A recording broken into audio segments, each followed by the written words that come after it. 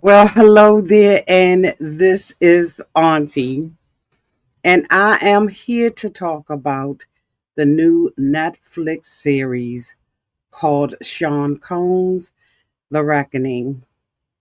If you have not already seen it, I am hoping that this video inspires you to do so. There has been so much controversy about this particular Netflix series, and we're going to talk about some of it 50 things I think that you should know about it, and just my overall feelings. We're going to be here a while.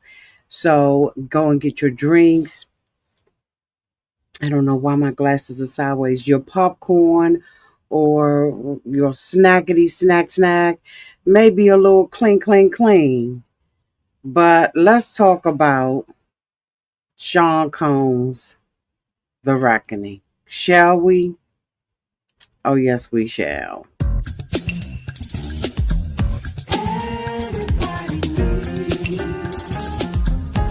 A sweet old auntie. Thank you, subscribers, and my nieces and nephews, and all of y'all who have been here through the long haul. Shall we get into it? Oh, yes, we shall. It's time for auntie advice. Sweet old. It's time for auntie advice. Oh, yeah. It's time for auntie advice.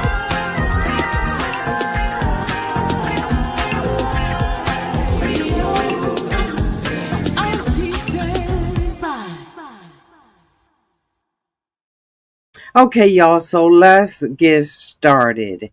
So, the first thing I want to say is that many of the things you're going to hear tonight are going to be my opinions. What is true is true.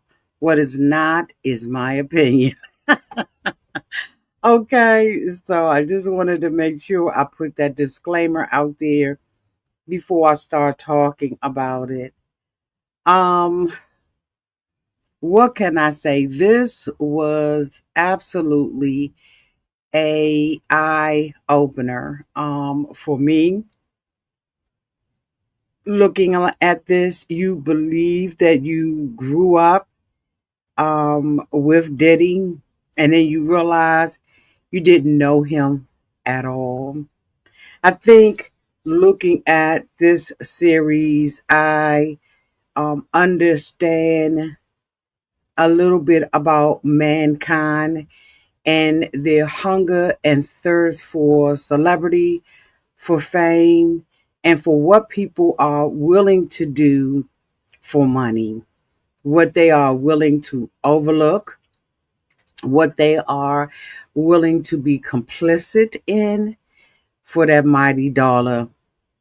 As we all know, we grew up with our grandmoms and our moms telling us that the root of all evil, money, the love of money, is the root of all evil.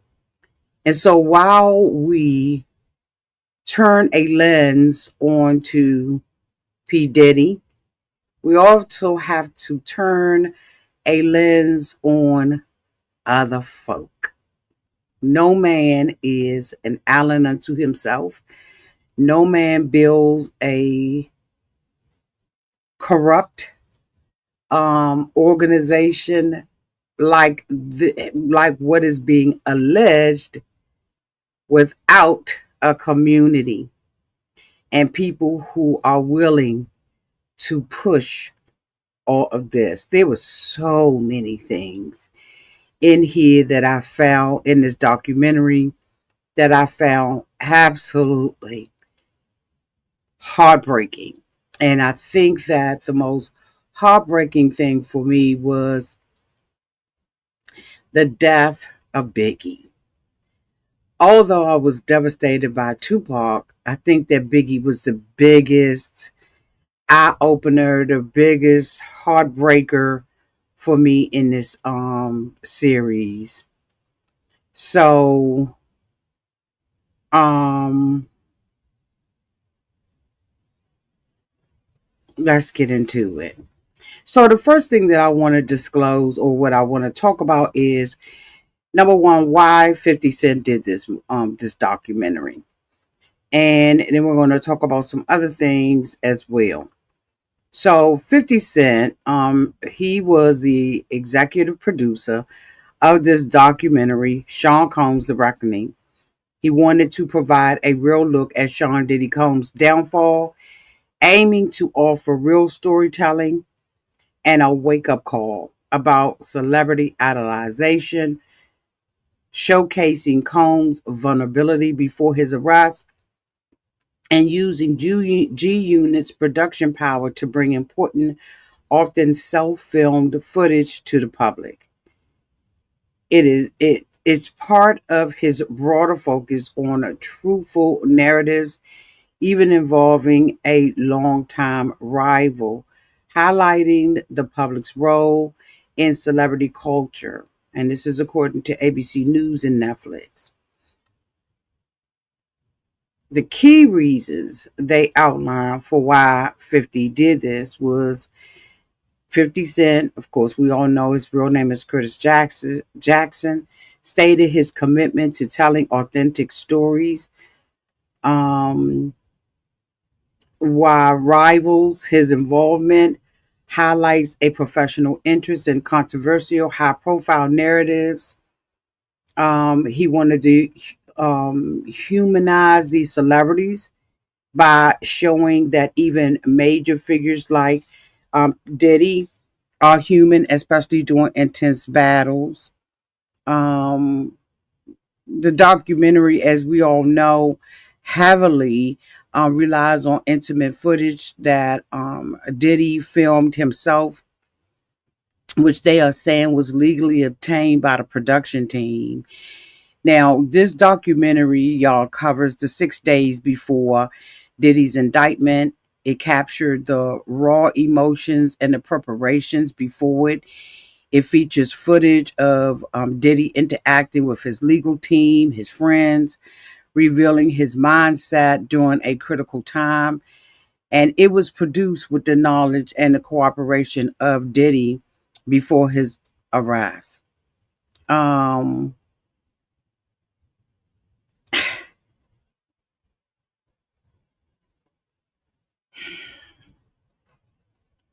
so right now, Diddy is trying to have the documentary pulled because he believes that the footage that he had was not obtained correctly, if that makes sense. Okay. So, again, 6 days before, Diddy hired someone to come and film these days.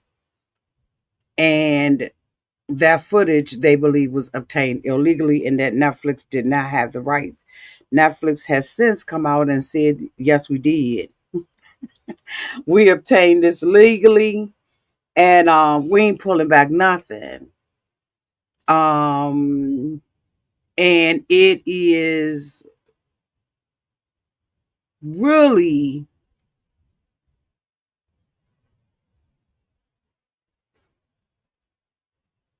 it's something else. I sat and I watched the whole entire thing. And I must say that it was done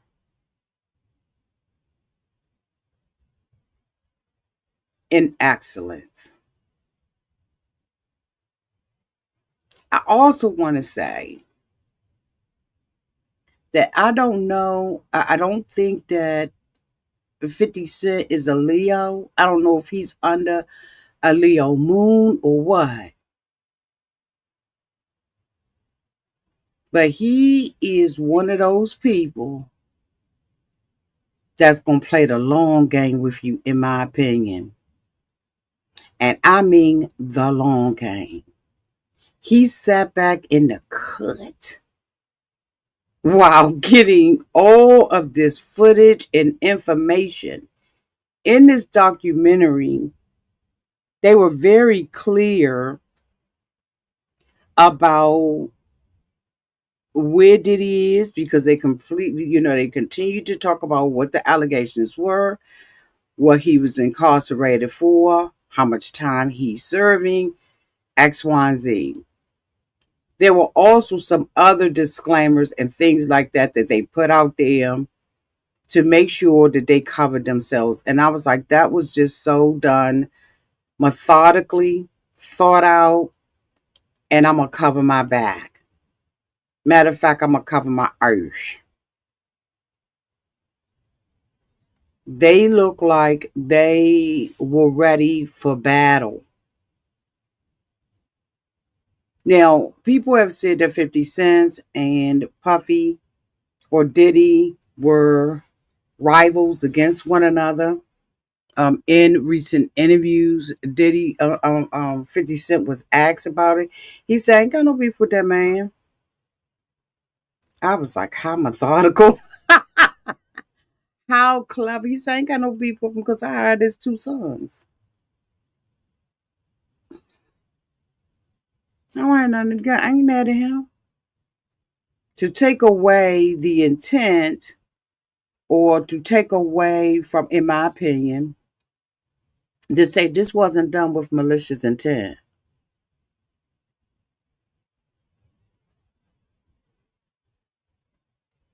I wasn't on no get back. I just wanted people to see. I wanted people to see what I've always seen about him, and I wanted to do a documentary. We know that 50 Cent has changed his trajectory. I know that I used to watch a show that he was producing called Power. So has learned how to story tell to an extent where you are absolutely compelled and wrapped into the story. I don't know about you all, how many times you watched it, whether it was once or 4 or 5 times, but you completely went into a different world. You went into a world where the curtains are always closed, and the doors are always shut and locked. We got an opportunity to sit and look in this world. And I don't know, honey, how we came out, whether you were scathed or unscathed, but we were able to come out of this. So I'm going to be sharing some things with you all. Please give me patience. I would so appreciate it if you would, because we're going to be going back and talking about, in my opinion, 50 things that you need to know about the Sean Diddy reckoning. And we're going to go through it. I'm going to try to go through it as smoothly as possible, with just going over some of the things we saw.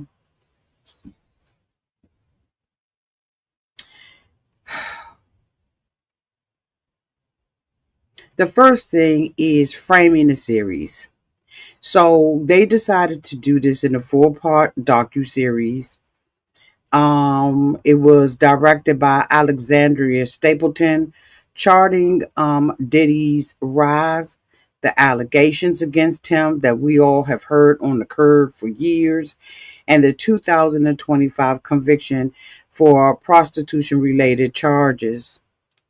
This was a staggering examination.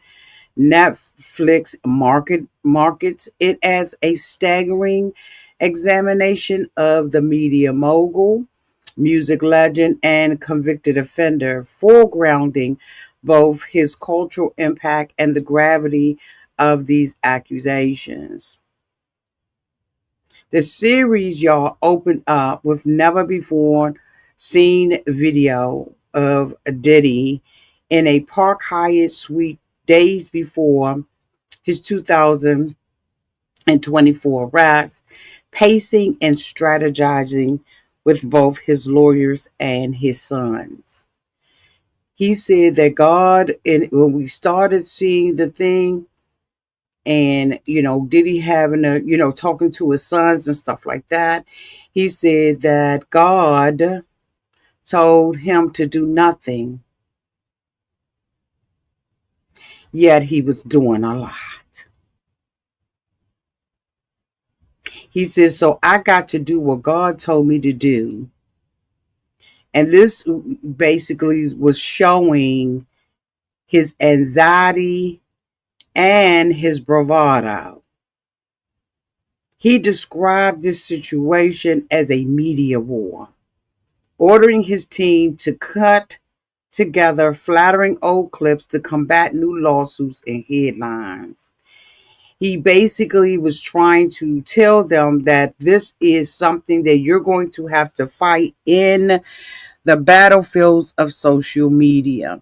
We know that social media through TikTok, YouTube, Instagram, Snapchat, any other social media platform, we know that people cases are tried, that we have jurors and everything else, and from the viewers who are like on Facebook or on social media.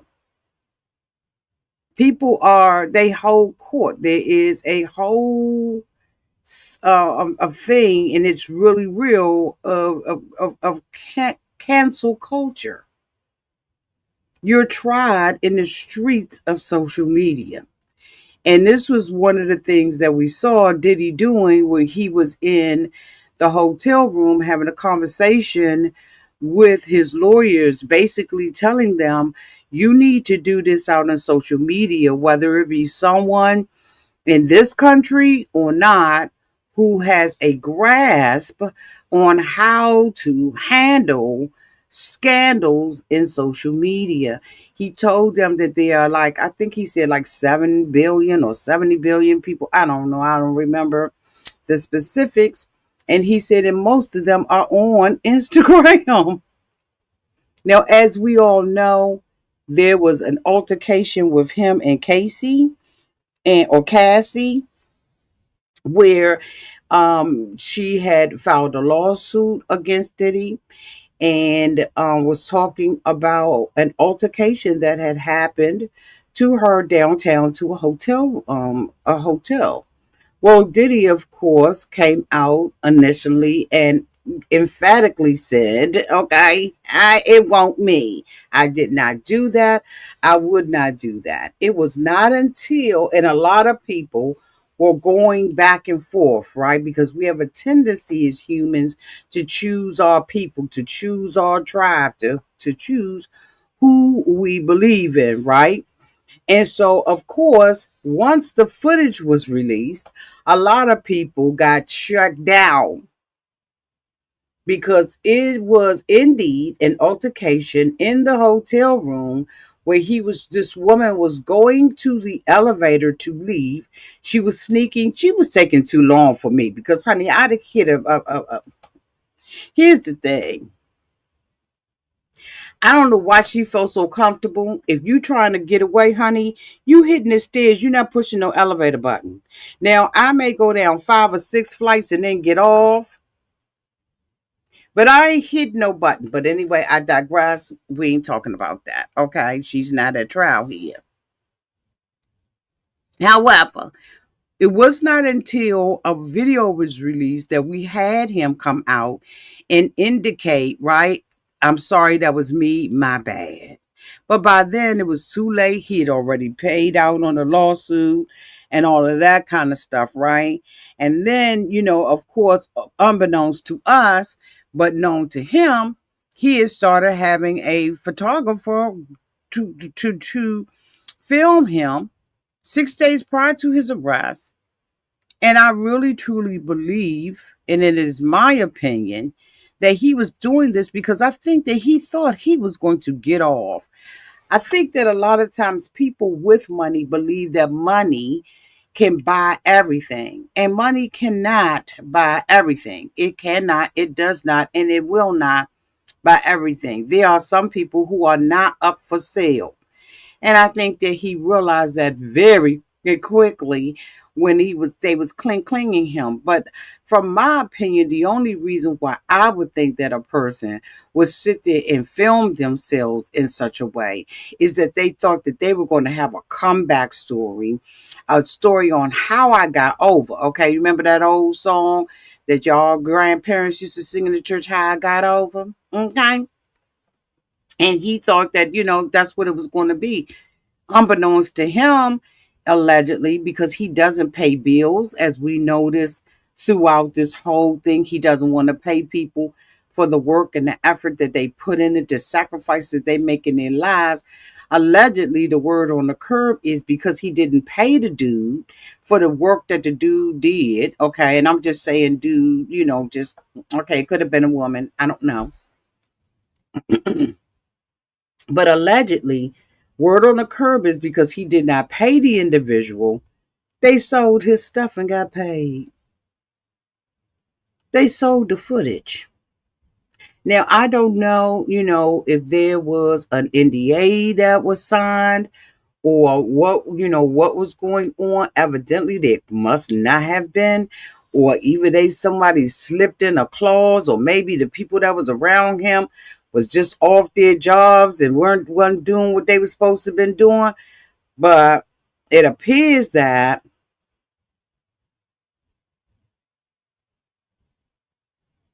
dude sold the shit, okay? Because Netflix is adamant about we obtained this legally. We obtained this legally. So in the teaser, right, they use they had Combs saying we need to find someone who will work with us who has worked in the dirtiest of dirty businesses because we are losing. They did a Harlem walkthrough and a boiling hot bath where Diddy was talking about, being dirty after he touches people. He's in the van. He said, he was hugging the folk downtown in Harlem for the cameras. And then he gets into his SUV and he says he needs hand sanitizer and boiling hot bath mixed with peroxide. I was like, child, bye. Get the out of here. Get out of here. I was most interested in the earlier parts of it because it gave me an opportunity to see Diddy as a child, to understand the way that he grew up, to understand. I first of all, I never knew that he did not grow up. I guess I knew it, but I didn't know why. He did not grow up with the father in the home. It appears that, his dad was, a big time, and was around. His father was murdered when he was 2 years old. And they talk about that. The documentary basically opened up talking about his early life, growing up surrounded by hustlers, parties, and just basically instability, being in a home with a single mom. And trust me and believe me, single moms can do the damn thing. I am a single mom myself, so I know that nothing is impossible for us.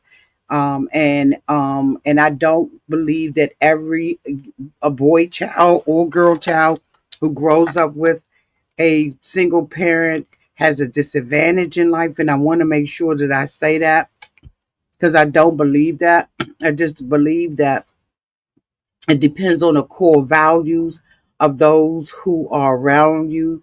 Diddy mother appeared to have had a great job, but he was saying that he went to his father's funeral with a chinchilla coat on. And so, even his childhood friend was talking about it and was saying that, his mother overcompensated for him not having his father.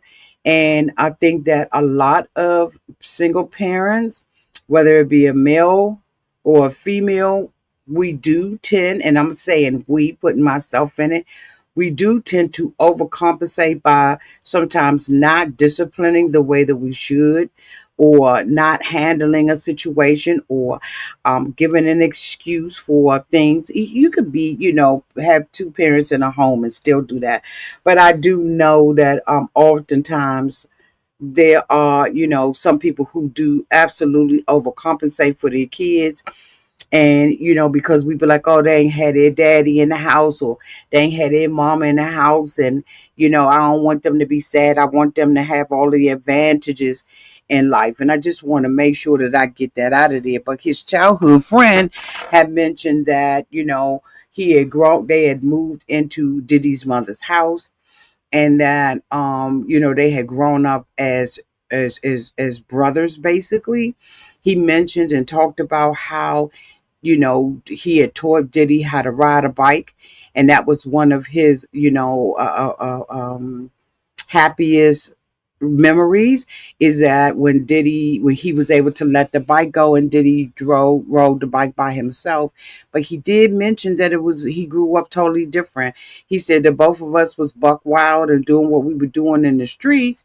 He said, but Diddy didn't grow up with a daddy, and I did. And he talked about the spankings and stuff because they were on a show. I can't remember what show it was. And they were asking, Diddy had introduced his mother, and they had asked her what was her profession. She said that she had worked at some kind of jobs, but that she also, worked in a nightclub, right? I think she was into, can't remember what she said that she did. But anyway, I digress. So he said that, when they would hear Diddy had mentioned that, okay, slow down, Auntie. So Diddy had mentioned that he was a bad kid and would stay out until like 2 or 3 o'clock in the morning. And his mother said, but he used to get some butt whoopings for that too. And his friend talked about the butt whippings that Diddy gave, and basically made it appear like it was just a house of horrors. And he had a friend by the name of Tim Dog Patterson. He recalls witnessing the beatings and stuff like that. He described seeing Janice Combs beat him and host parties filled with hustlers and pimps. And Janice Combs' own words on Inside the Actor Studio, that was the name of the place that she was on. She said she gave Sean lots of beatings. And in my opinion, this highlighted a generational trauma for Diddy, and also taught him, in my opinion, to use the rod when dealing with people, as opposed to doing something else. Now, of course, we all know that his father alleged connections to narcotic dealers are explored in the first one, and this framed the environment that Diddy was born into. But Diddy and his mother seem to have had everything. Tim Dog talked about how Diddy was like a goofy child and got bullied and stuff like that in school and all that kind of stuff. And so, there was some things that I'm sure as a child he had to process. Y'all know what I mean? Like some things he probably seriously had to process. They talked about in this series, one of the 6 things I want y'all to know is that the interviewees say he rarely discussed the impact of his father's death emotionally. He only did it strategically. So they start talking about the Uptown Records internship, where Diddy ended up hustling his way into an internship with Uptown Records, becoming known for sleeping in the office and throwing guerrilla style parties. He had an opportunity to meet with Andre Harrell. Now they had went back and they talked about What was his name? I can't think of what his name is. Y'all gonna have to help me downtown in the comment section. Let me come to the comments. What was the guy? The overweight lover in the house. Y'all know what I'm talking about? The overweight lover in the house. What was his name? The overweight lover in the house. Cause I used to love him. Hold on.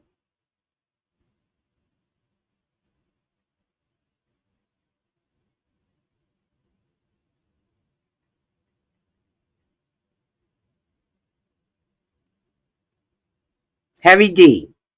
Heavy D and the boys.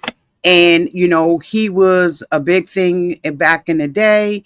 And his friend had talked about how he would be going down to his house and asking him to give him an opportunity to meet Andre Harrell. And so he ended up meeting Andre Harrell, and he ended up coming on board, right? Because Andre Harrell said, I saw genius and chaos in one person.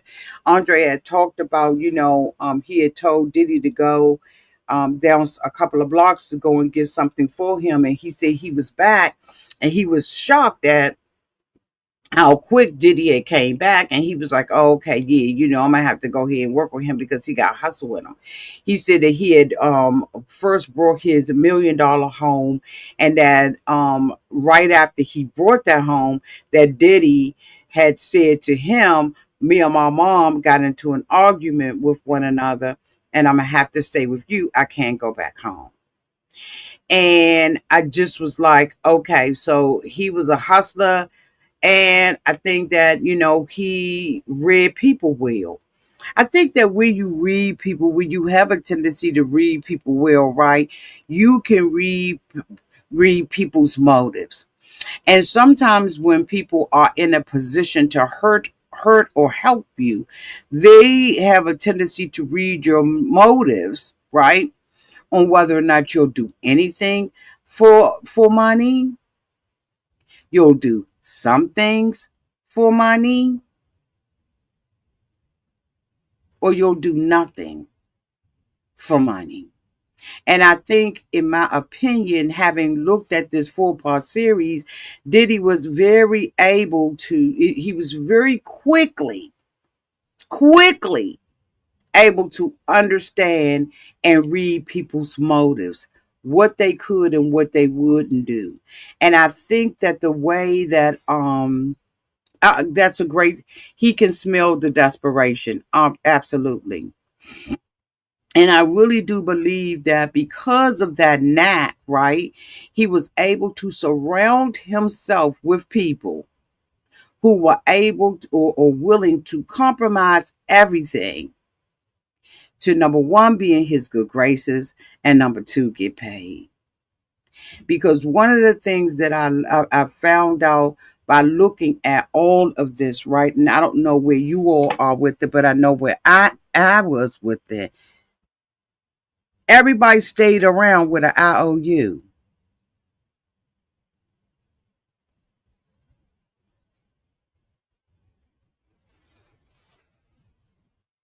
Even a guy, Lil Rod, you got a whole family to take care of. You're living on somebody's yacht on an IOU.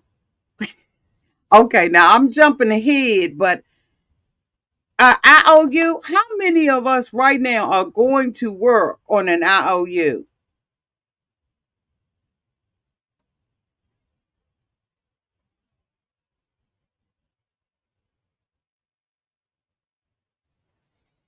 Okay, all right. So let me go back to my notes. There were some lines that Diddy had crossed with Andre Harrell, and Andre Harrell decided to fire Diddy. But when he fired him, he said, "I'm gonna fire you with a caveat. You're fired, but you're still in charge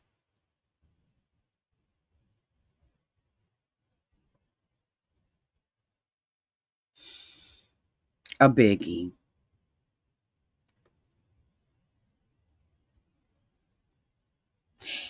Now he said he fired him for being out of control, having unauthorized events, overspending, but yet he said he was undeniable. He fired him. He remained a mentor and a father figure to him, and was quoted as saying that Puff was always the kid who wanted more. So in 1993, Diddy, after being fired, they said was devastated. His childhood friends said he was devastated. But he said, I'm about to start my own, which means he had already started planning. And so in 1993, Bad Boy Entertainment was born.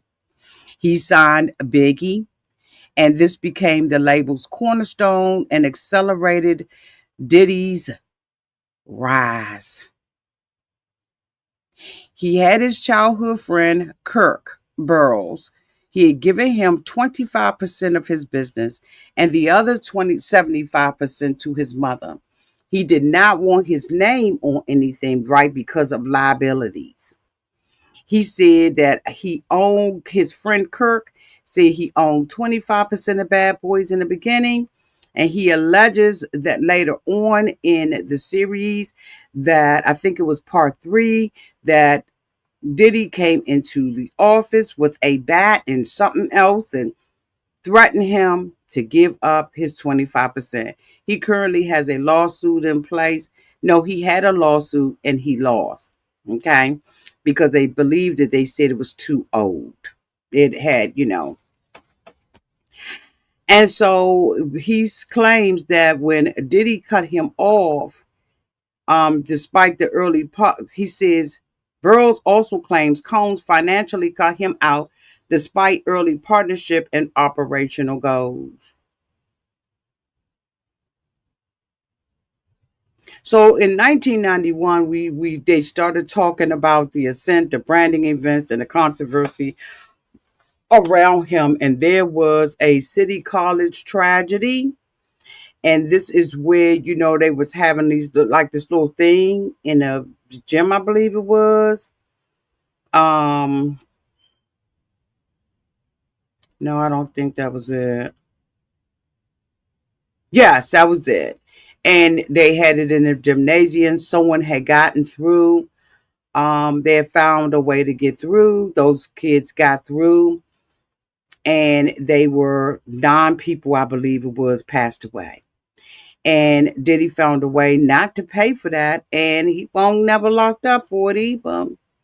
By Combs, Diddy's own admission, he says that's really how he started getting famous, was through this tragedy that happened at this gym. Now, that don't make no daggone sense. In a sick way, people probably was like, yeah, I'm going to the next one. Like, it was just so sick. Anyway, according to records, the film revisits how he maneuvered financially to limit his liability to these victim families. He merged in Harlem with luxury branding, reshaping hip hop and everything else. And artists like Albie Shore and Lil Cease, describe the contrast between his public charisma and his private validity. I'm sorry, Vitality. They had a woman by the name of Kalina Harper. And I pulled up the article where she did an article in Hot 97. Kalina Harper claims that Diddy was awake 14 days straight on cocaine.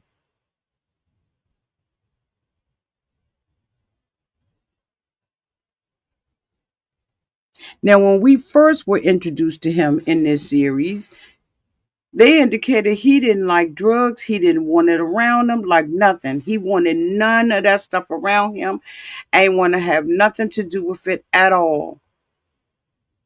And I guess maybe because of that life, because of what he was around, the expectations of trying to stay up 24 hours, because he seemed like he acted like he was a damn vampire. Like when did he go to hell to bed? It seemed like his hands was in everything. His hands was in everything. But she says in an article, um, she reveals that the mogul would often be awake for 14 days with the support of cocaine consumption. She was a former group mate. Kalina Harper, the singer-songwriter best known as a third of Diddy's group Dirty Money, delivers one of the most revealing accounts in episode 3, Official Girl. She gave candid footage of the mogul in his studio and would flash that while she was working with him, he was having 14-day cycles. And this was a period that she said was nonstop work, heavy consumption of high-end drugs that shaped in the creative environment.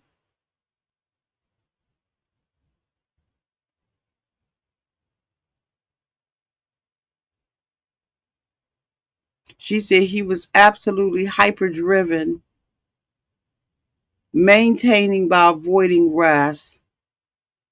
Diddy and Dawn Richardson with Harper performed as Diddy Dirty Money from 2009 and 2012. And I'm gonna tell you what she did with me. She irritated the dog out of me.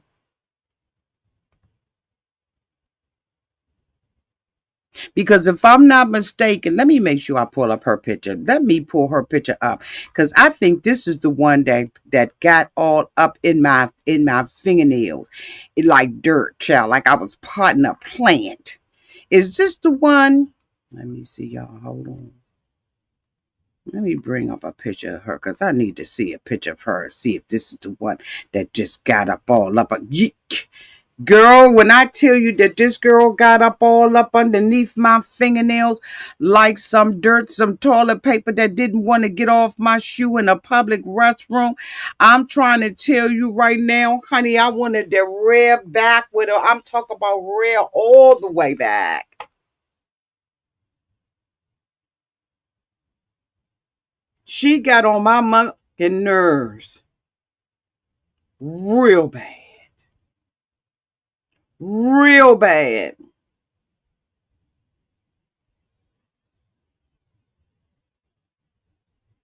Because she stood by this man while he did not stand by her. But we're going to get to that too. She got on my nerve. She really did.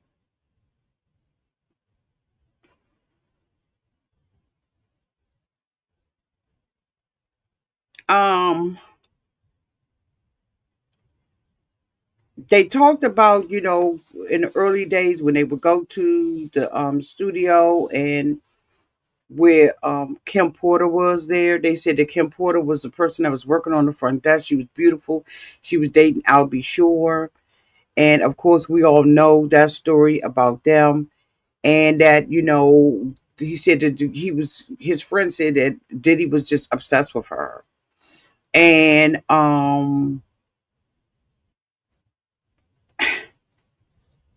they didn't talk about Kim Porter's death in this particular documentary.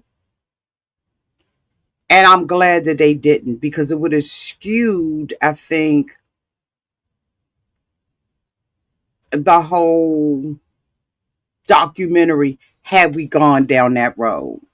Y'all let me know downtown in the comment section what y'all thought about that. Then we see Cassie um, come on board, young girl, and it was just sad to see how beautiful she is and how he would just beat the stew beans basically out of this girl.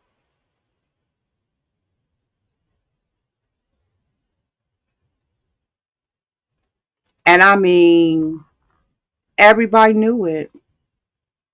Everybody knew it.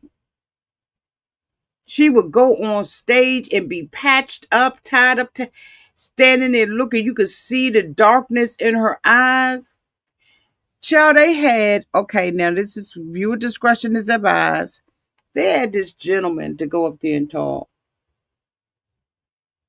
He said one of his friends told him that he needed to go here downtown and be a male stripper or a male dancer or a male whatever. So he said that he will have these little sessions with Diddy and Cassie.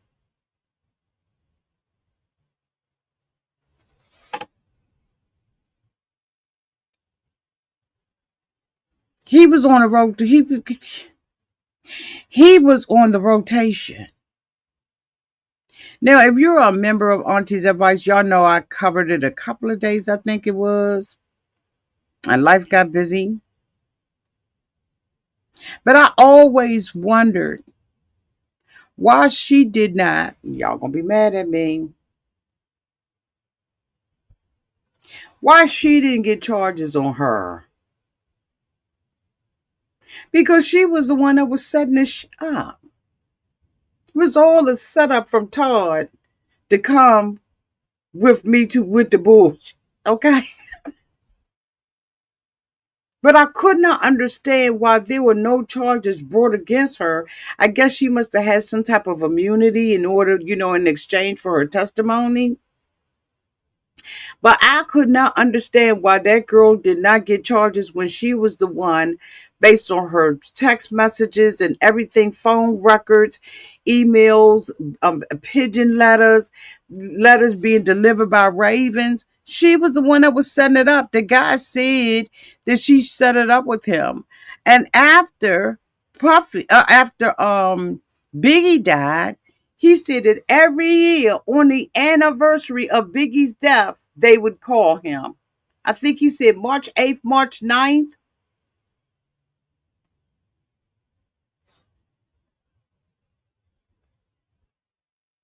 This is supposed to be his friend, his homie, the only person he ever trusted.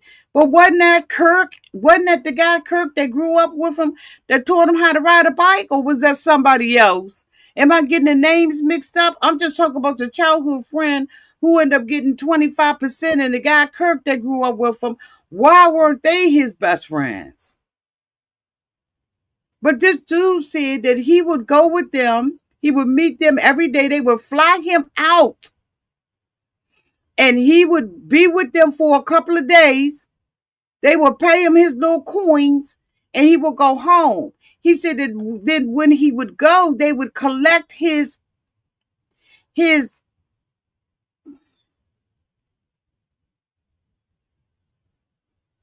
um they would collect his stuff in a cup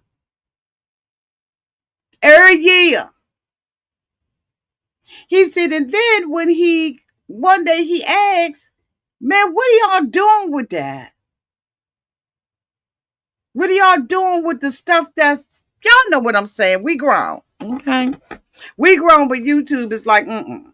Okay, so I'm talking, okay.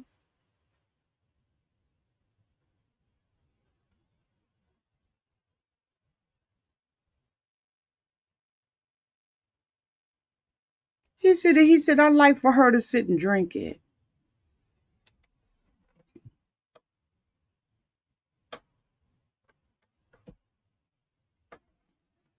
I don't think I will ever put no mayonnaise or nothing like that and drink milk another day in my life. What the and he said that after that, after he confronted them, they stopped collecting it. What kind of man is interested in watching a woman that he loves do that? So what it told me, not just from that, but that put the icing on the cake for me, I guess. He never loved this girl. Because a man that loves you is jealous. They had this woman on there, Capricorn.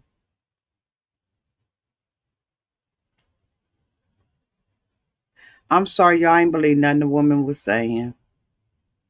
I'm sorry. I didn't believe her during the trial. I felt like she fucked up the bag.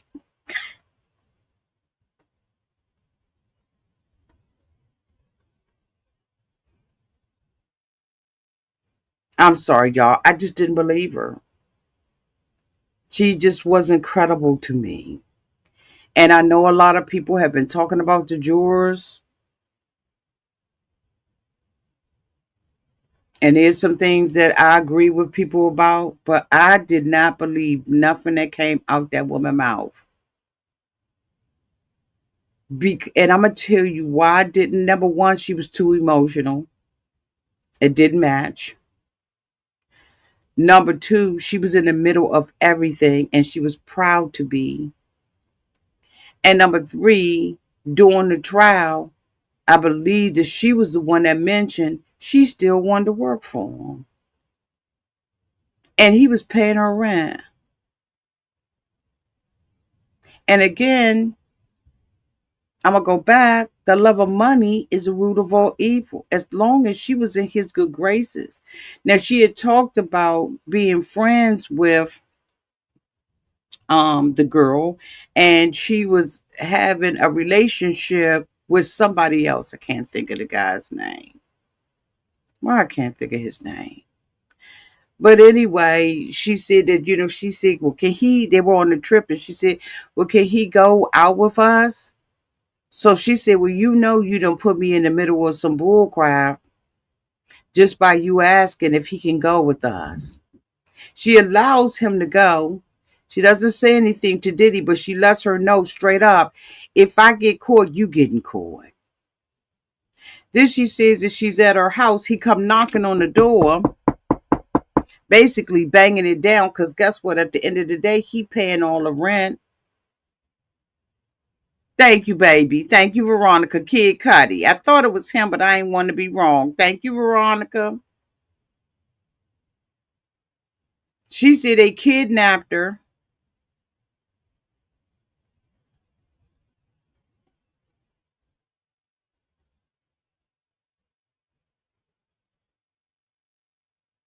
I ain't believe her.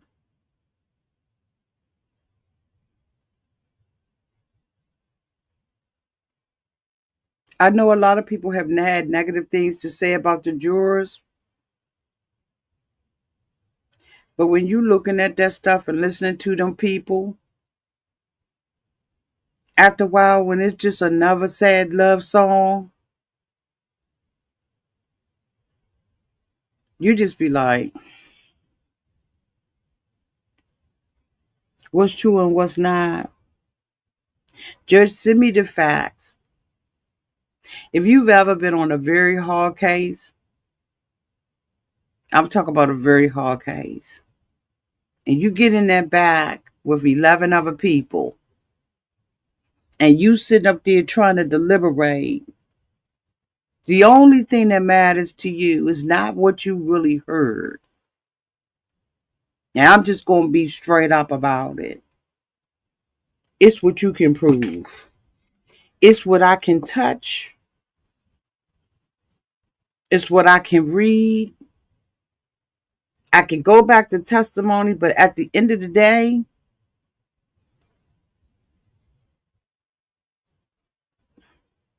didn't she say during the trial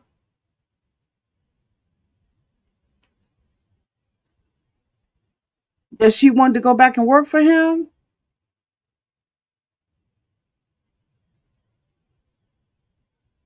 This is the most diabolical, evil human being, or one of, because there's some people do some worse things.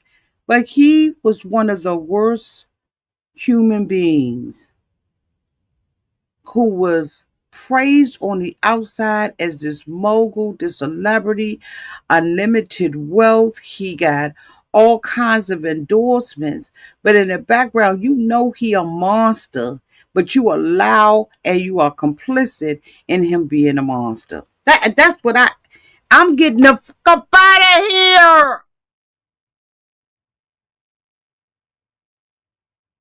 But money can buy silence.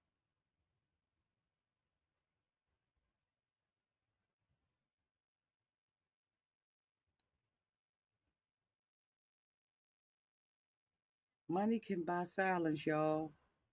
And if you don't ever believe that, go back and look at how many people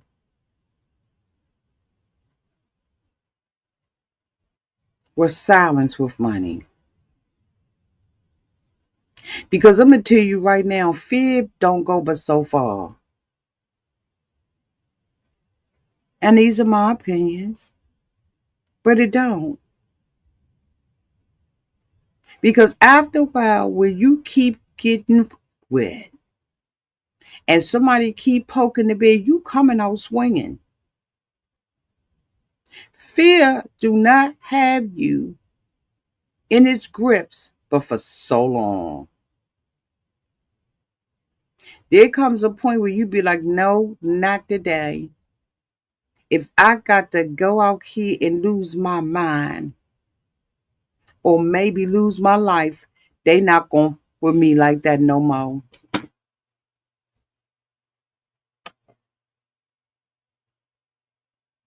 They let this man be this man.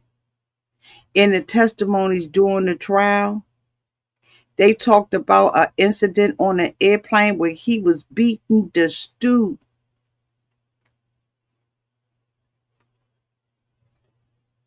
out this girl.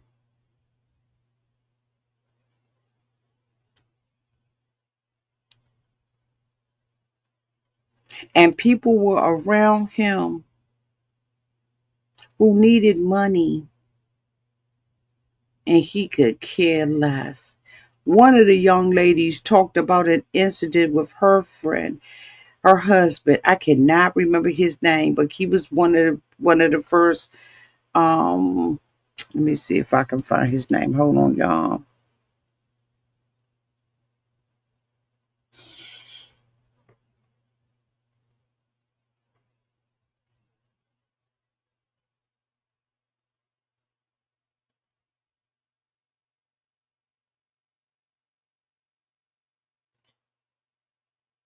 What was his name?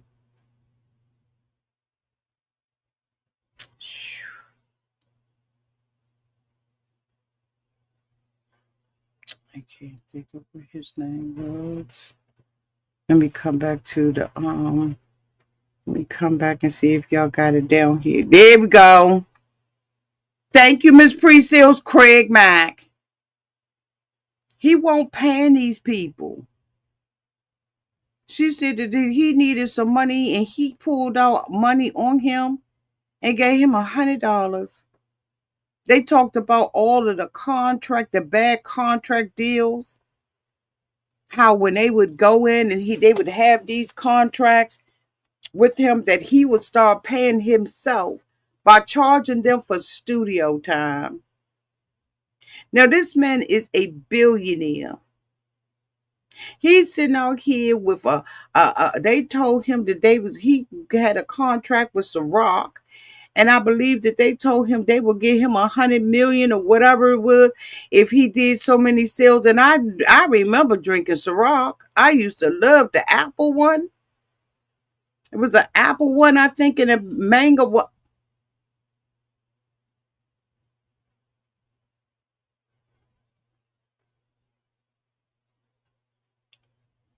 Then he finds Biggie. At the time, we got Biggie, we got Tupac. And they liked each other. I don't know why I never heard that story before. They talked about the East Coast, West Coast robbery and how that started. And my mouth was on the motherfucking floor with the unseen footage. Now, we all know about what happened with Tupac, that Tupac had gotten shot before. Um, and he made it out and everything. And Tupac and Biggie had a good relationship with one another.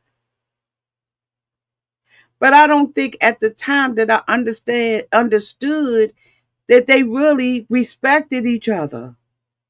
It was Diddy who they alleged that wanted to work with Tupac, and Tupac was like, nah. Just like 50. 50 said that, he got an attitude with them because he was like, you trying to say you brought me some clothes or you gonna buy me some clothes? He was like, man, the he said, 50 Cent said, how you gonna hug somebody from the front and from the back? Tupac was into Biggie, but he wasn't into Diddy. And Diddy, according to a lot of people that was around him, was like he would take his artists and want to be out in front of them. The audacity of him.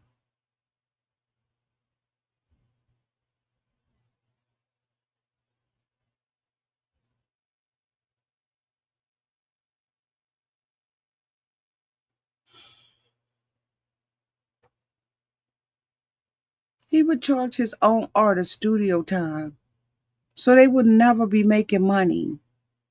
He just was running around paying everybody's rent as long as you was up underneath the roof that he was under. So you never had any independence. I remember the other guy that used to be with him, was his name Mace, y'all, that I thought was so talented. He ended up leaving. And I was like, and I know some other people that have left that I won't discuss out here because they haven't discussed it. But if you valued your life, if you walk by a moral code, if you didn't want to be in the foolishness, you got out. They realized that they wasn't even recouping the money. They was not getting anything. I remember Jodeci and all of them, like they was fire. He was able to manage people, but he wanted to be the artist, but he don't know how to sing. And he barely know how to dance. He look all goofy and sloppy and like I never liked to see him act, but I love Mary J. Blige that came up underneath him. They talked about how, they would take, there was a club that they would go to, and he pulled a lot of ideas of taking old school songs and putting it on a hip hop beat. And it worked, with Mary. Like Mary, what was Mary's album, y'all? What's the 411? Was that it, y'all? Mary was like that. So was Jodeci.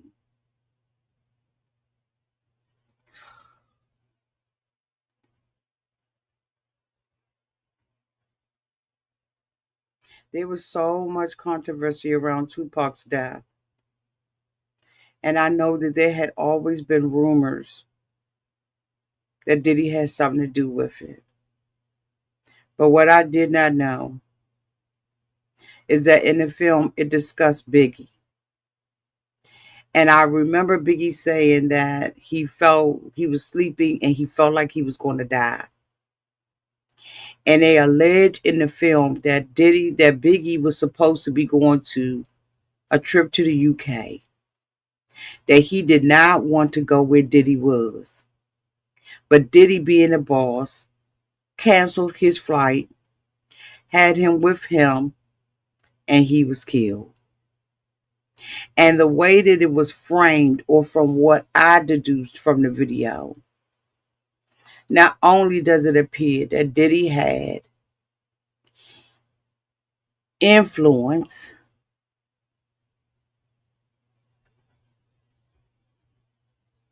in Tupac's death, but also in Biggie. And he used, so y'all, they gave this story. Oh my God. That Biggie was supposed to be on the cover of the Rolling Stone magazine.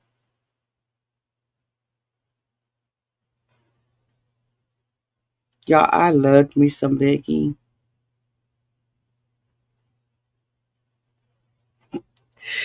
Because I see some lady tonight that should be having a baby.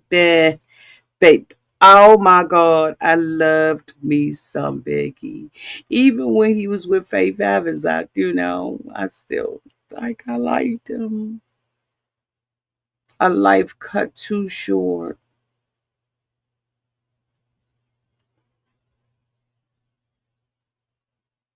But anyway, they said that he was supposed to be on the Rolling Stones on a cover.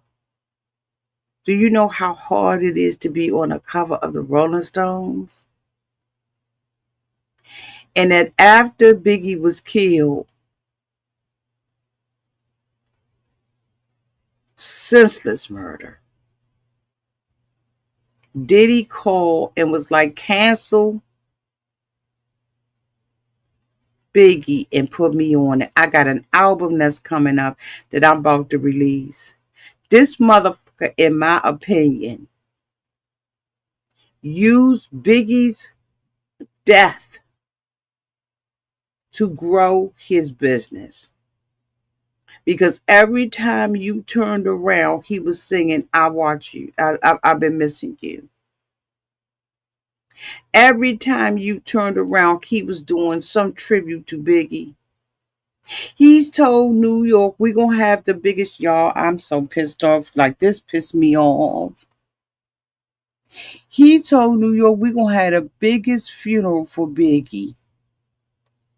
And then charged to his account. They said that he wanted this big funeral, and when he found out how much it was going to cost, he said, charge it to what he owed me.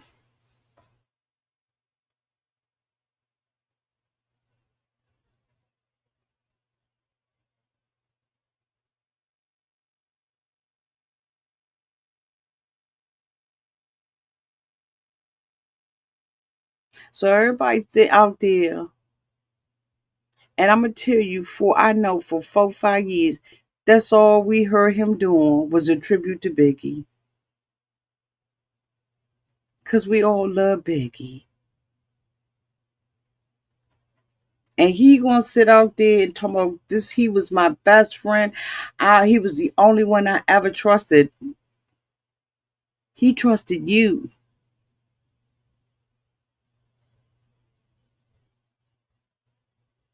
He was mad because Tupac didn't want to with him, and Biggie was bigger than he was.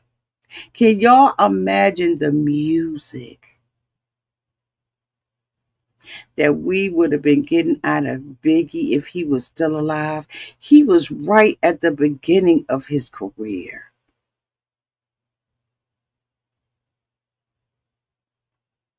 And I'm going to tell y'all, can I tell y'all the truth? As much as I love Biggie, and Lord God knows I love Biggie,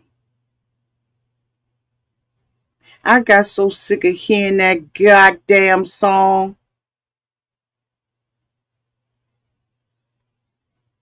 I got sick of hearing the tribute and him spinning around with his non-dancing 2 left foot ass. I got so sick of it, and I mean, I'm trying to tell you, I love me some Biggie, but every time they and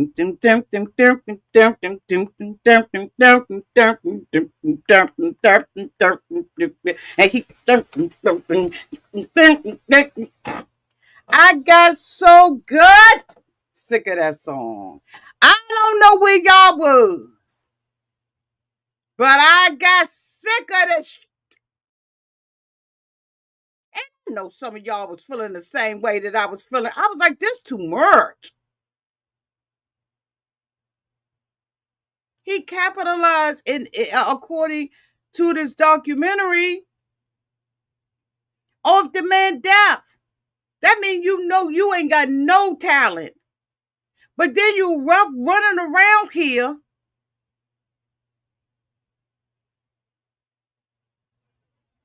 assaulting women.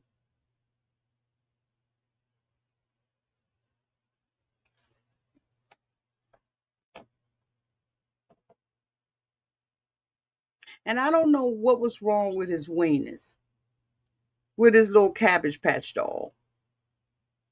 But as much as they said that he was doing to people, that thing must have been, never got satisfied. In my opinion, I kept looking at him like one of them toys that you get in kids box. And you pick the little bitch up and they say wind it. And so you wind it. And then the little thing, maybe it's a duck. And when you unwind you wind the little duck and you sit it down. Because it's supposed to hop around. It's supposed to hop around like that. Y'all know what I'm saying. He seemed like in bed, he's one of those that you wind him up, and as soon as he come out, the thing, and fizzle out. And if he ain't got something pink or blue or red or green, purple or yellow, he ain't going to be able to do nothing. And then I got a feeling that it's probably about, I'm just saying, because all of the things that he did, they had the young woman that sat out there and was crying, child. She looked like she damn near my age down. And she out there crying and said her mother wrote a letter. Y'all don't mean to be out here this long, but I'm just running my mouth. Y'all run y'all's with me. Thank you so much for being with me. But she said the mother wrote a letter to his parents and said, "Dear Mr. and Mrs. Combs, your raggedy piece of a son touched my daughter.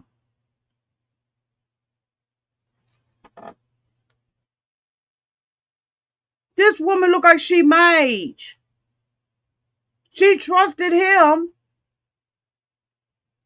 He sit up there and do something to her. She said somebody came back and told her, girl, I was at this party and honey, you came up on the screen. And you mean to tell me ain't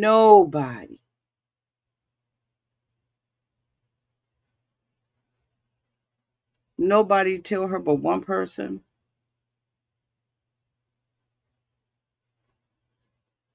Aubrey O'Day sat up there and told her story about how this motherfucker. Let me go to my notes because I got hers in my notes. So the bad boy, they talked about the bad boy glory years. Bad Boy co-founder Kirk Burrowes alleges Combs even charged the Notorious Big estate for Biggie's funeral, illustrating a pattern of squeezing money from all angles. Dwayne Keith D. Davis repeats his claim that Combs offered the crisp $1 million to off Tupac Shakur and Suge Knight. Suge Knight said they said that Suge Knight, some dude walked up and was getting the shooting and colonel, and they said Suge Knight took and grabbed Diddy around his neck and used him as a human shield, bitch. He said, if I'm going, you going, and they said then the dude just ran away. What the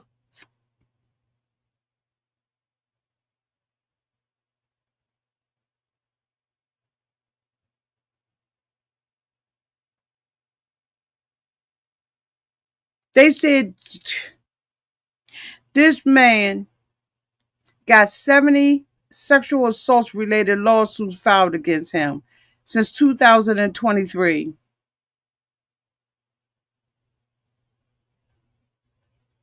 So hold on. The girl name was Joey. I want to talk about her. Joey describes meeting Diddy as a Syracuse student, later alleging that he drugged her and filmed her. Her case is still pending. She said and she read a letter from 1992 that her mother wrote to his family to inform them of something that their son did to her daughter. She detailed everything. She said that she remembers seeing a huge billboard of him with his fist raised and thinking, you are really raising your hand in victory, and I'm living in trauma and motherfucking defeat. Aubrey O'Day said that he told her she was the looker. She said he told her, you are the looker. So there's a different set of expectation.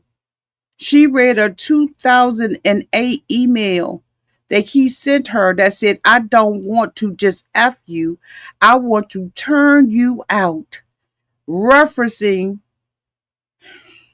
himself doing some nasty books. She said after what happened, she got fired 6 months later, claiming that it was for her not participating in actual contact with this mother.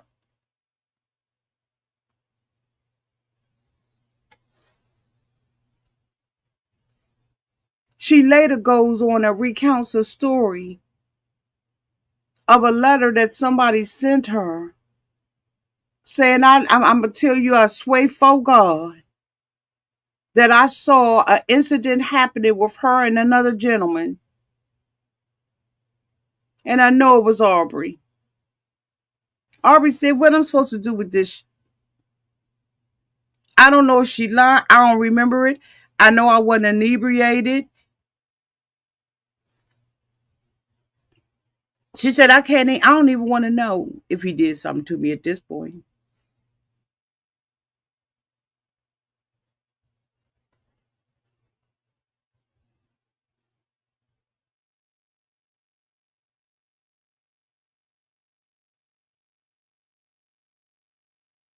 When they talked about the little dude,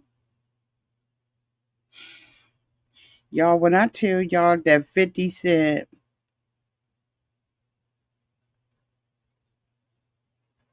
is not to be played with, he not to be played with. Every stone in this man's life that could be turned over, he turned it over. 50, I hope if you ever see this review, know that I wasn't talking negative about you. I ain't say nothing negative about you, okay? Don't do it, because I ain't got it to tell.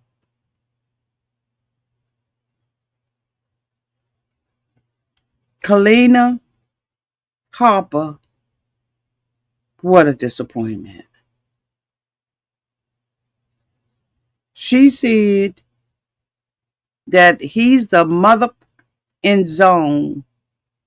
She said he was fueled by strawberry cocaine, purple cocaine, pink cocaine, designer drugs.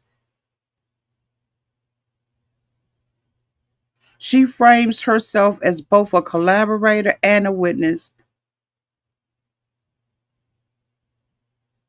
She says, remember, I'm there because I'm working. That's the bad boy way. And this really underscored how the abuse culture and work blurred all of their minds. Clayton Howard talked about the freak offs.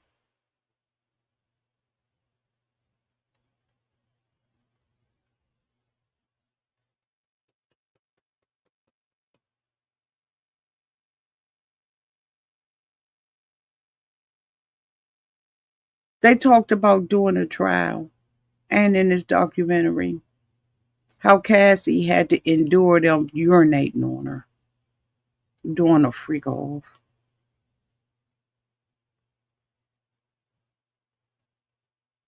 They talked about NDAs and payouts and fear of retaliation.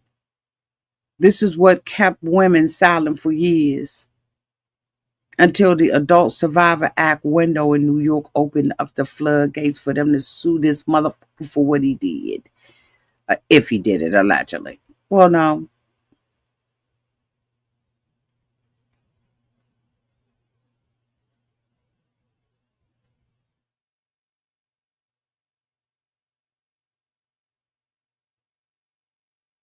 Roger Bonds claimed that Diddy leaned on his black leader image in court filings and PR while privately being uncomfortable around so many black people unless it benefited him. We had already saw where he said he needed to go home and shower in hot water and peroxide.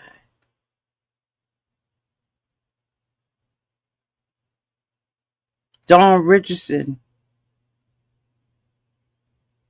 reacted to ex Dirty Money member Don Richardson's her lawsuit.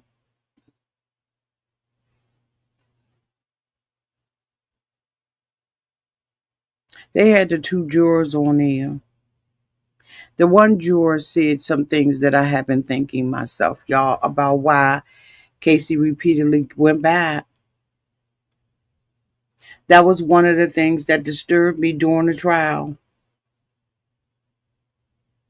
was why she would go back.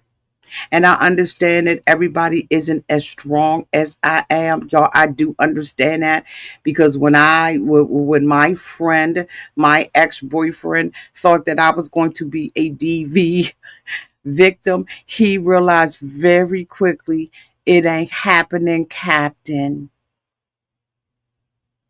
We was up in there fighting like two black grizzly bears in the wood, bitch. And the next thing you know, honey, he was orange as a pumpkin with shackles all up and down. And I went to court every freaking week after week after week after week to make sure that them went to jail and stayed there. You don't put your hands on me. And I got a child. We're not doing this. He was bigger than me, taller than me, and everything else. Do you think you're going to come up in here and put your hand up on me? Okay. I had my girlfriends on a auntie mobile. It was a auntie's face in the sky like a Batman signal. And I'm going to tell you right now, my girls was over there. We was leaned back in the car finding all kinds of information. And I went to jail and stayed there for a long time. And if you think that we wasn't up in that camp, like I said, fighting like grizzly bears, you ain't gonna put your hand on me. Which is why I don't understand why women stay. I will go to court. I'm coming up in it with my lawyers. I'm lawyered down. I gotta sit and wait for these other women who black and freaking blue. Sitting in there with the man. I hit the bed, Judge. I fell out the bed. Oh, I ran into a pole in the middle of the street. That's why my eyes is bloodshot and I got all these bruises on my face. Yeah, I got this casket on my arm because I fell down the street. No, the judge, he put his hands on me and we got the scrumping up. And he said, you know what? And I've told this story before. He said, you know, by the time I got up there, he said, you know what? I done heard enough today. In order for you to get your restraining order, I'm going to give you a 7-day restraining order for you and your child. And you're going to have to come back every week to get it renewed. Because I'm sick of women coming in here. Now, I was coming up in there saying, no, Your Honor, we was fighting.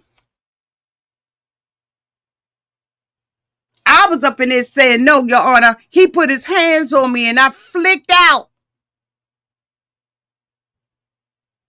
I wasn't coming in there lying about what had happened to me. But I paid because there was so many women in front of me who lied. And he made me come every week, once a week for months before he issued me a 1-year restraining order.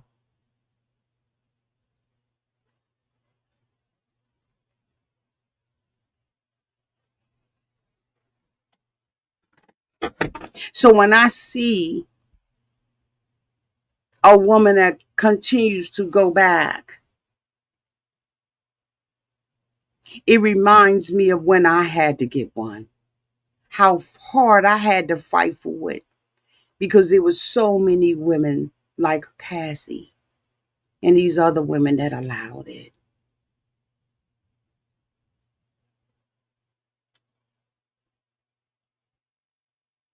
But I understand everybody now, like Auntie, everybody ain't able to walk away. They ain't able to walk away. Her whole life depended on him. And even during the trial, when she tried to walk away, he let her quickly know, her and her parents know, there's nowhere for you to hide, nowhere for you to run. Ain't no mountain high enough, ain't no river wide enough to keep me away from you. He even had her parents put their freaking house alone against their house.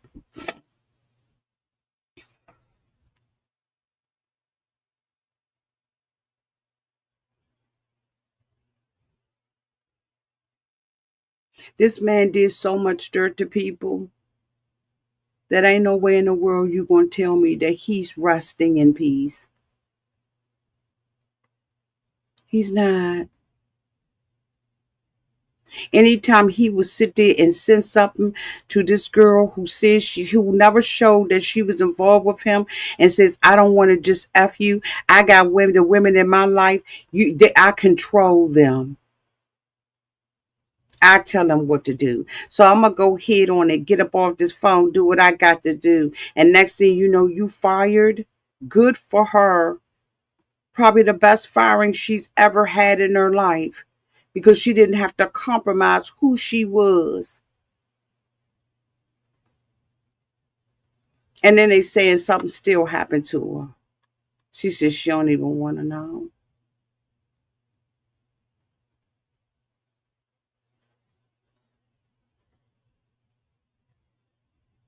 She says she told People magazine that she believes that he let her go because she did not participate with him. She sat there and read the letter that the other girl sent her. This is what you call O'Day. And she said, does that mean that I was,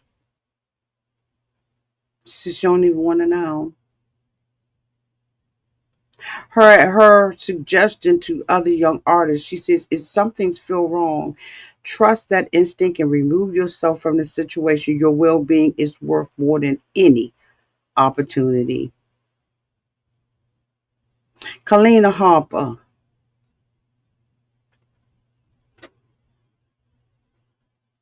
who made me just want to go to off, was the most disappointing person.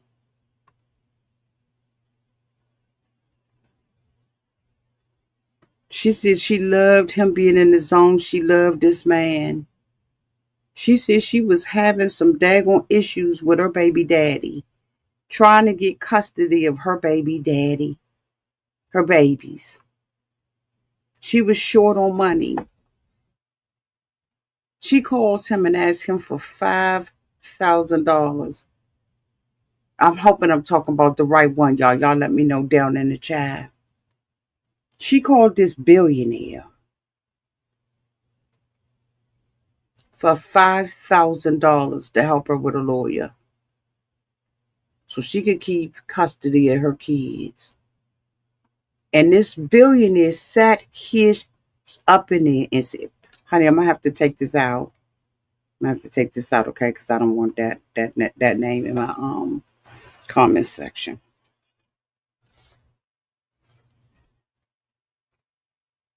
She said he told her I ain't got it.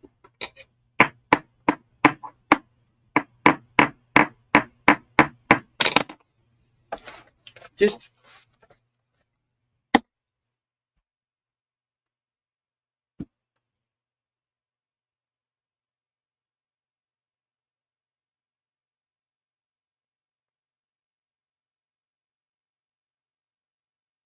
But as soon as these things start coming in and Dawn filed a suit against him, he calls her. And he's got the little photographer, the videographer, filming it. Y'all, can you believe that Dawn is tripping? Dawn wrote this and Dawn alleged me. She accused me of doing this. Look, I just need a statement from you. She said she told him, you know what, you know you wrong. Because when I needed you, you ain't come through. But they got him filmed telling her, I need you to do me a solid.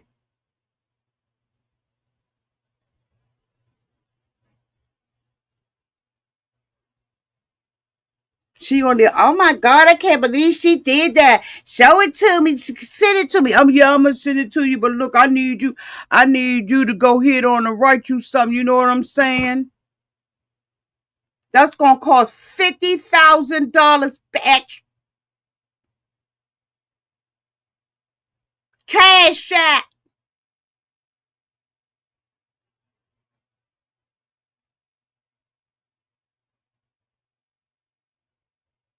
50 grand, mother. You got it? Then I got you. But no.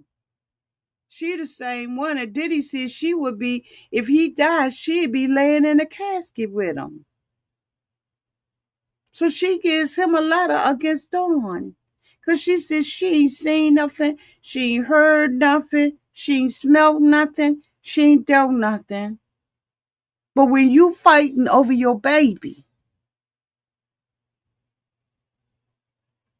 he ain't got $5,000 and he a billionaire. Y'all, who was the dude that did the little beats for him? Was that Rod?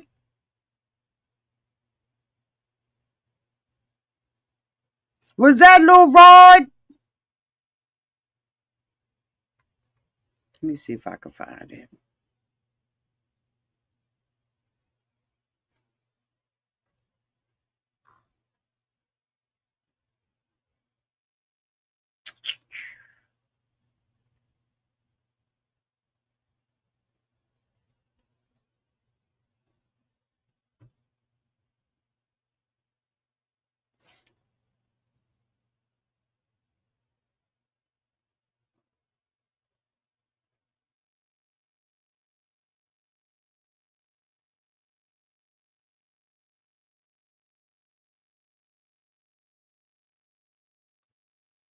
Oops, God dang.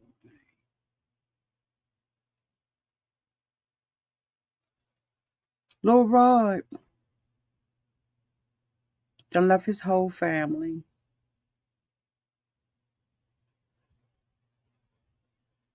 He's sitting up there making music. He been promised to be the producer of the year. He done got flown out to be on a yacht to record with Diddy. He said he had asked him to take a song that somebody else was singing and put a Michael Jackson beat to it. He said he cracked the code with 5 of them. He said Diddy was dancing his month for 4 days straight. Who in the is sitting up with somebody for 4 days? Did he say 4 days, 4 hours? Whatever it was too long to watch this big dancing around. Yeah, it was Justin Bieber. Thank you, Miss Queen Liz.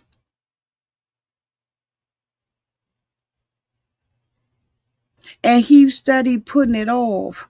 He said he missed 2 Christmases, his kid's birthday, and they offered him $29,000. And then he said he started waking up and his butt was hurting.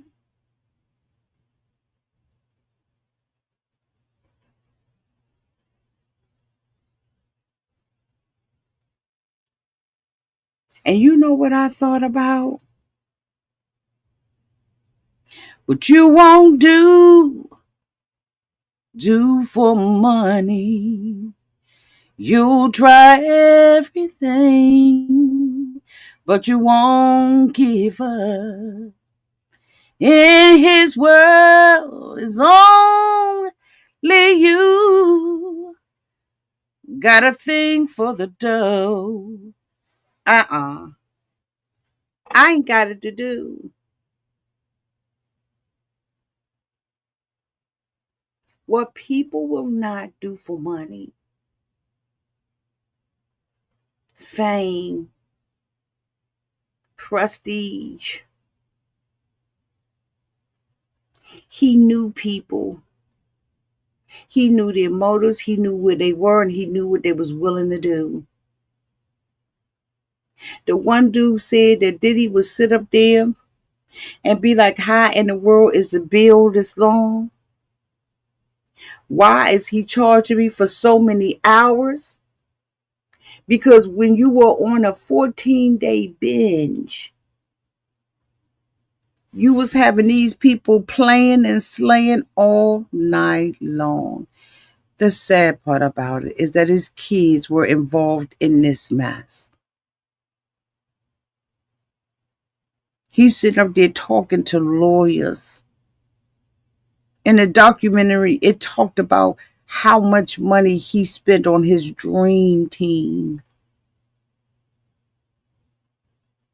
When asked the jurors, when the jurors were asked about why they went the way they went, a lot of people felt like they was fanning for him.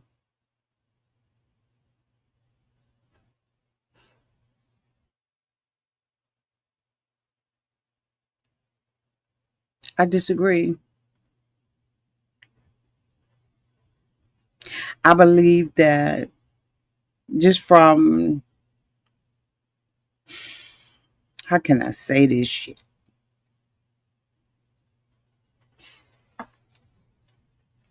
In my old line of work, let me say in my old line of work, you never know what a juror's going to come out with. You have to make sure that every charge that you put in there sticks. I did think that the black girl was fanning because she remembered way back in the day. I think she was fangirling. I'm not going to say she wasn't. But what I'm going to say is there were 11 other people in the room. I'm not sure if they had a jury of 6 or 12, but I think it was 12. I'm not sure. Can't remember. The old man, the other guy said about Cassie is that she kept going back. He said you can't clap your hand with just one. It got to be the two to make the sound. I think that they didn't do a good enough job. Because don't nobody get nothing kidding about no expert witness in clinical studies. The black girl said if they had put in a charge for DV, we'd have had grounds to find him guilty of DV. But the racketeering and all of that, we ain't find. We couldn't do it because you get instructions, explicit instructions and directions, and of course, everybody is available to you when you're deliberating in the jury room to answer any questions that you have. You can't go through and assume because you have tapes and this and that and knick-knack and patty-rack and give a dog a bone that the average American is going to go in there thinking with your prosecutor or your defendant. They're not thinking that way. They thinking common sense every day. My mother, my sister, somebody that I know, my coworker, they're coming with that frame of mind. They're coming with people who have a history in certain things. They find out all they're doing voir dire. They find and determine that doing voir dire.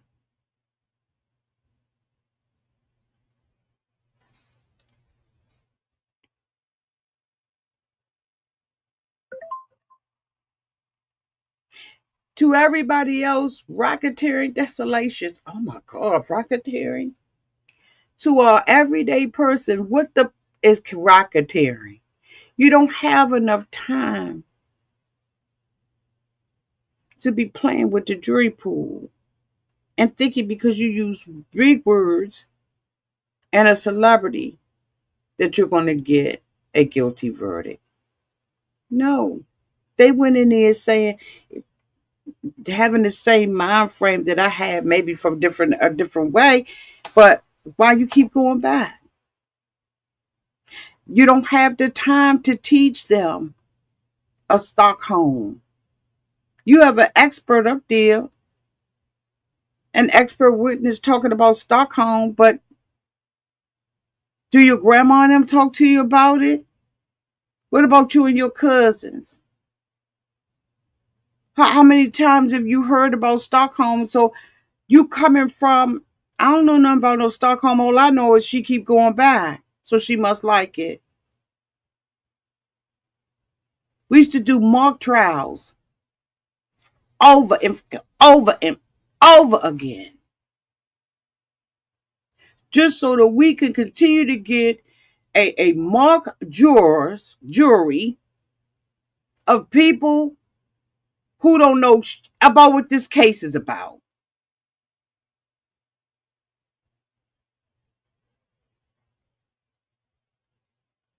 And sometimes it's the attorneys. This is my opinion.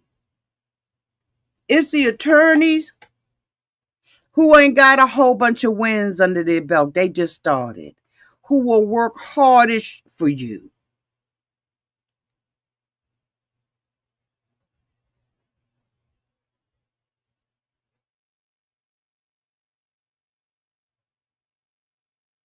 They'll work hard for you.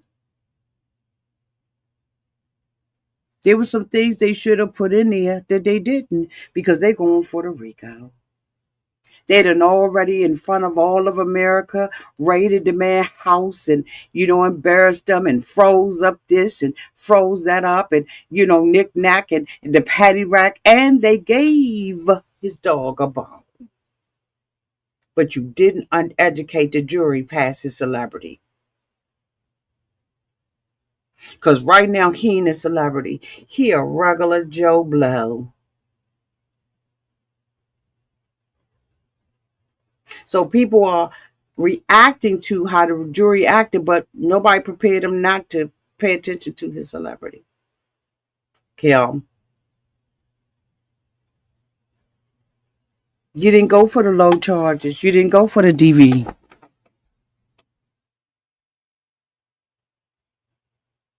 And then you got somebody that was looking at making the band years ago. She's a fan.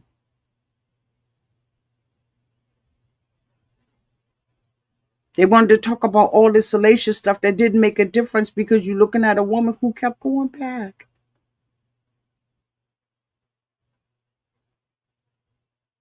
I don't know how many mock trials that they did, but we used to be doing them every hour in the house, especially for a case like this.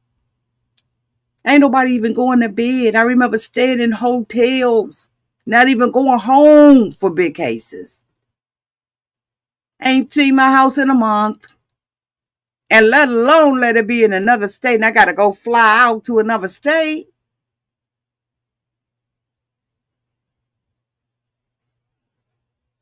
I really ain't getting no sleep.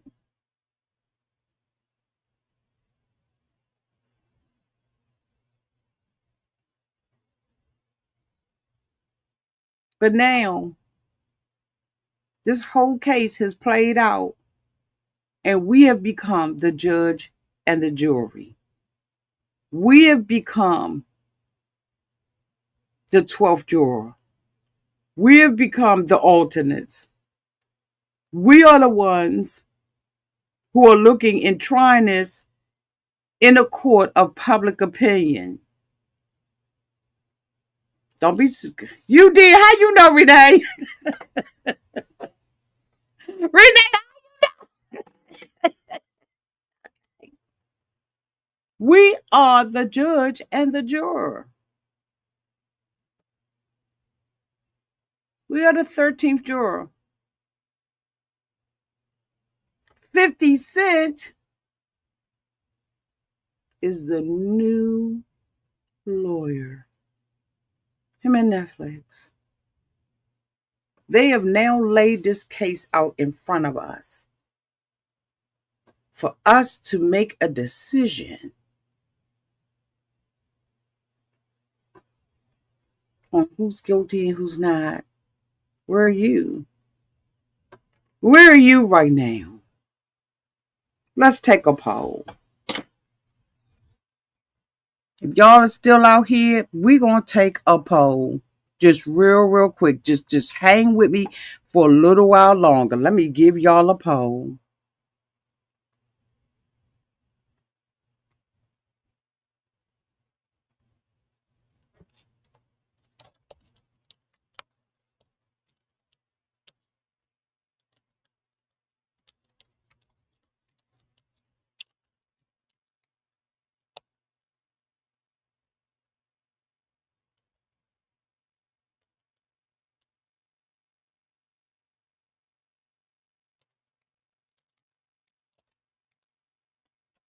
We'll stop at 50.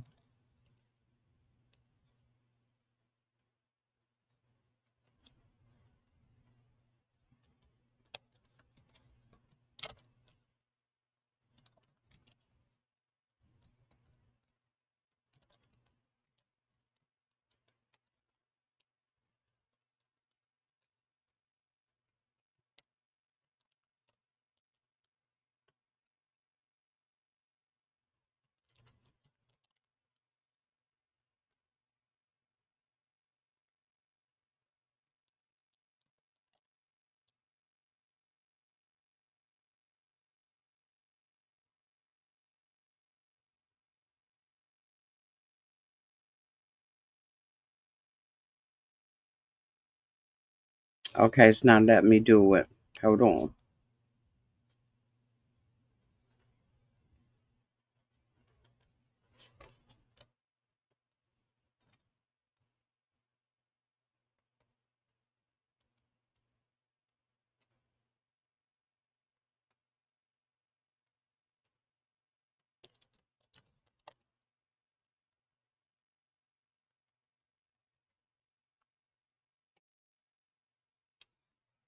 Niggas that.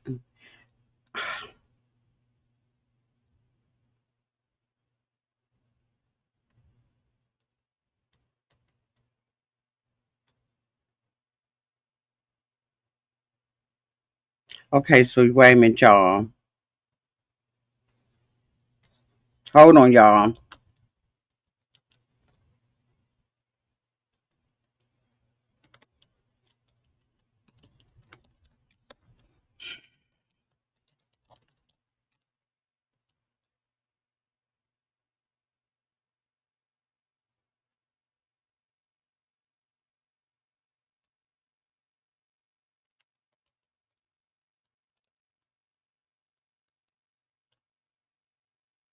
Hold on, y'all. I'm coming.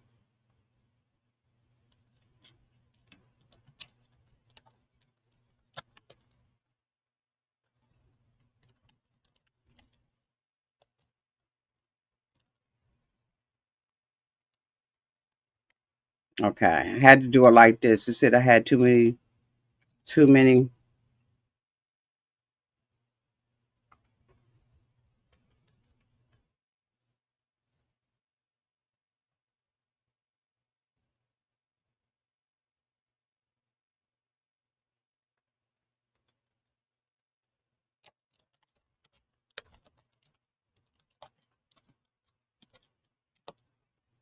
Here we go.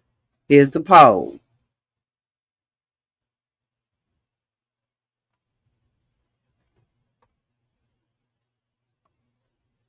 There's the poll.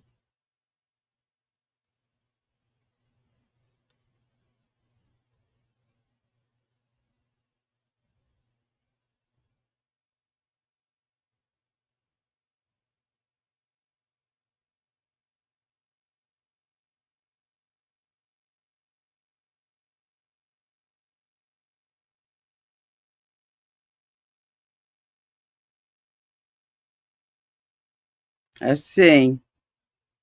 We're going to get to 50 and then we're going to cut it off.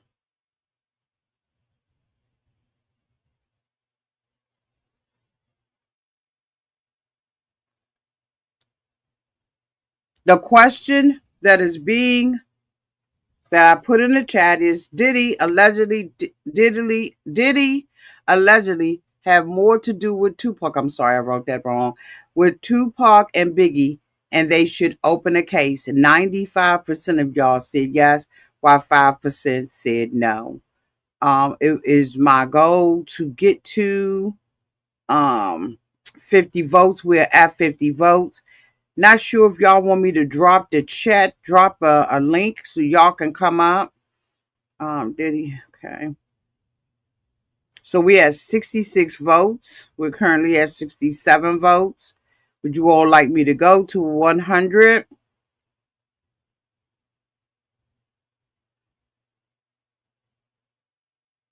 I'm going to end it here.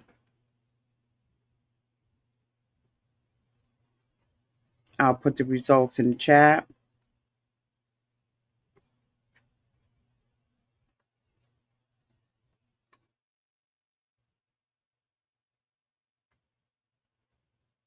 And here are the results.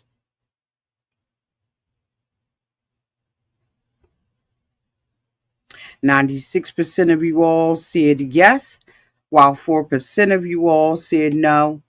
And that was out of 67 votes. If you have a comment that you would like for me to read online, please put it in and I will do it. So let me just, oh, thank you so much, sweetie. Welcome. 50 is a coward and all these other rap dudes too. They knew he was a monster. He stole their women and robbed them and they never beat his urge.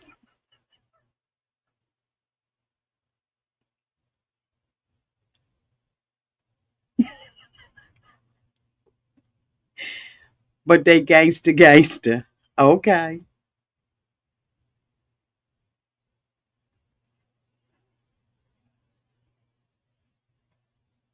Yeah, too many knew what he was up to and never dropped a dime until now. I believe they have reopened the investigation for Tupac, right? Haven't heard that. I have not heard that, but if you like, I can research it real quick.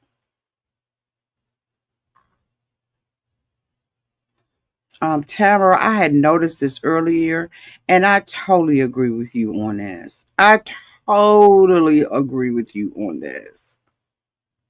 They absolutely did. Liv said they only cared about the money. They don't care about the people who are harmed.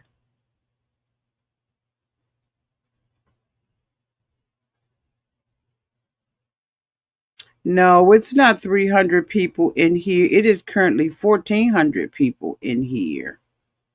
Let me see. Yes, 1,400 people are in here. But if people do not want to chat or they don't want to participate in the poll, it's never forced over here.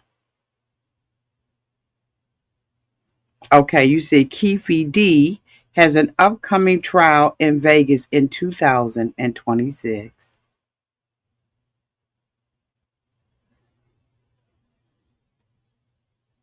I think a lot of people agree with you. I think so too, Candace. I think that people were afraid. Anyway, I'm not going to hold y'all any longer. Thank you all so much for being here. Let me know downtown to the comment section on what you all think about this. Just make sure you respectful, y'all, because I mean, I, just, I love interacting with y'all in the comment section, but I don't like the whole bunch of foolery. So let me know downtown in the comment section what you all think about this. We can have some dialogue on it. If you want to, we can do a second session and we can open up the lines where you all can have a discussion and give your feedback on it. I did not go over everything line for line, precept upon precept, because that's not what I do over here at Auntie's Advice. But if you want to have that discussion, we can. I love you all so much. Thank you so much, Raydella, for all that you do to keep the chat nice and safe so that everybody can chat and feel respected in the chat. I love you all so much. And until we meet again, you all be safe out there in those streets and in the water. Bye, y'all.